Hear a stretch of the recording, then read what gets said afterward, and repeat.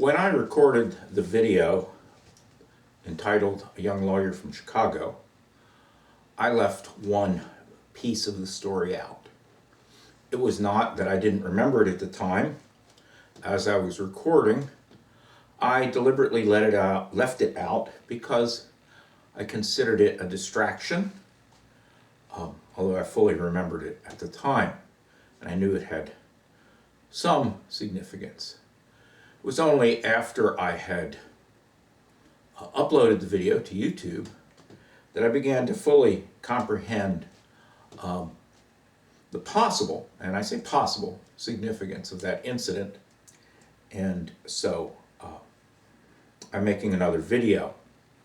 And that video that I previously did was to document. It had one point, and I wanted to focus on that point. It was to document that the connection, collusion, conspiracy, whatever you want to call it, between Joe Biden, Barack Obama, Michael Bloomberg, and Hillary Clinton went back farther than people realized, that it went back to the year 1995 to before the Million Man March, and was related to that event, and especially how deep the connection between Joe Biden and Barack Obama had become at that time. But there was one detail that is relevant to the meeting between Barack Obama and Hillary Clinton, facilitated by Michael Bloomberg and arranged by Joe Biden in New York City in '95, that is significance. Now, I'm not real good with numbers. I keep saying '95. I believe that's the year of the Million Man March. Everything was relative to the Million Man March, because when Barack Obama told me this personally, as close to me as I am to the camera at this moment, in a small group, he was just a young lawyer from Chicago, and he was speaking to me just a few weeks after the Million Man March, and the main tenor of his conversation was his role in facilitating the Million Man March. However, in the process of all that, he had become very close to Joe Biden. Joe Biden was helping him, and a meeting was arranged for Barack Obama, the young lawyer from Chicago, as he called himself, to meet a politician that was important for him to meet, according to Joe Biden, who had not been on his list of people he wanted to talk to. And this was a politician, businessman named Michael Bloomberg. Now, I don't remember all of the details of like which hotel. It may have been Trump Tower. I keep thinking Park Plaza. It was not the Waldorf Astoria. It was a hotel in New York, one of the newer high-rise hotels. At the time, Mr. Obama had told us precisely the name of the hotel, because that was part of the story. And I did check on the whitehouse.gov website within a few days of hearing it from Mr. Obama, and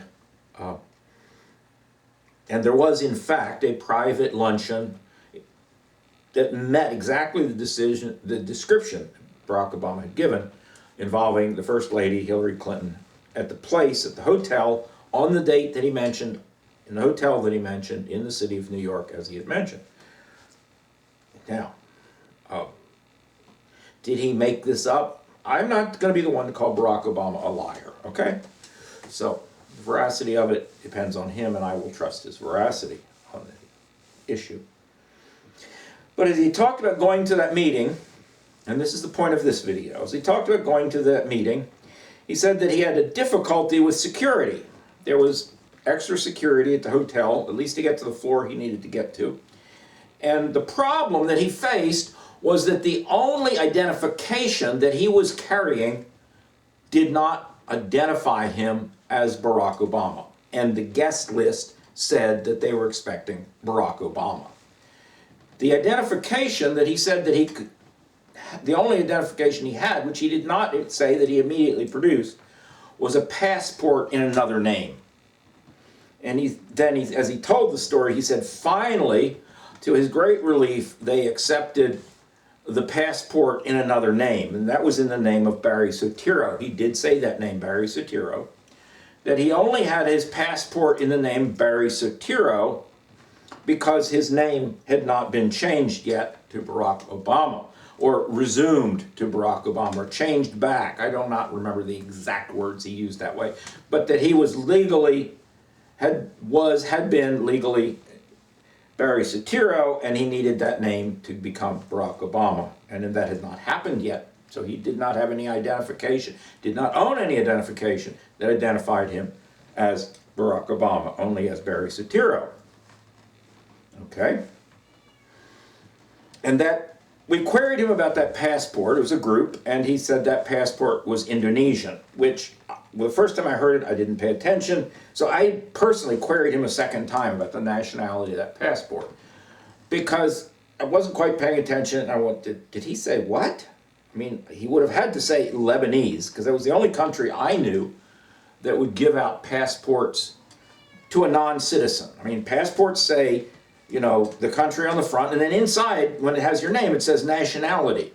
And theoretically, a nation can issue a passport to a national of another country. They just identify, oh, this is not our nation, this is a national of another nation, but we're asking you to pass them through the border.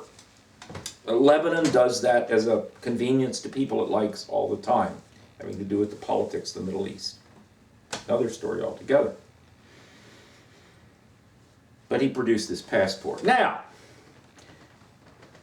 that may be totally pointless. I concede it may be totally pointless. If the Secret Service kept no record of that event, it's pointless. If they simply verbally accepted it, then there's no record, it's pointless. But if they did keep a record, you see, Barack Obama has had sealed almost every record that might impinge on certain subjects, such as his school records at the colleges where he got certain special scholarships and so on, available only to citizens of other countries, where you have to say under oath that you are not a dual national, also having U.S. citizenship. But did he say such a thing? Did he perjure himself? Is there something we don't know about? All those records are sealed, but I'm guessing, if there is such a record, that this one may have escaped notice. And if the Secret Service do as I'm familiar with, they would have taken that passport and gone to the security office of that hotel for a moment, because he said they took it away for a little bit and then brought it back, and Xeroxed it. And somewhere in this Secret Service records would be that Xerox of that name page that would say his name and say Indonesian passport, and would say his citizenship and his place of birth. Now, it might say place of birth, Hilo, Hawaii, in which case, voila, it would settle once and for all the entire birther argument. Because at that time that passport would have been issued while his mother was still alive, and he was living in Indonesia with her and his stepfather. At that time, she had no incentive to be fraudulent on that matter, and didn't have the means to produce the documentation needed for any kind of fraud on that matter. Settle it once and for all. U.S. citizen born in Hawaii, natural born, period, the end. But it might say something else, mightn't it? And an interesting thing is that whereas some countries allow you to be a dual national, others do not allow you to keep your citizenship. You must renounce, or in the case of a young child, their mother or father renounces for them. I've known people that's happened to them, and they could not get their U.S. citizenship back, although born in the United States, unless they went through full naturalization, because their mother, when they were young, had renounced their citizenship. In the case I knew, in order to gain for the boy his German citizenship, because they don't recognize dual nationality. And I did research recently that Indonesia does not recognize dual nationality. Seeing the notes or Xerox of that event would be very interesting, I think, of this young lawyer from Indonesia.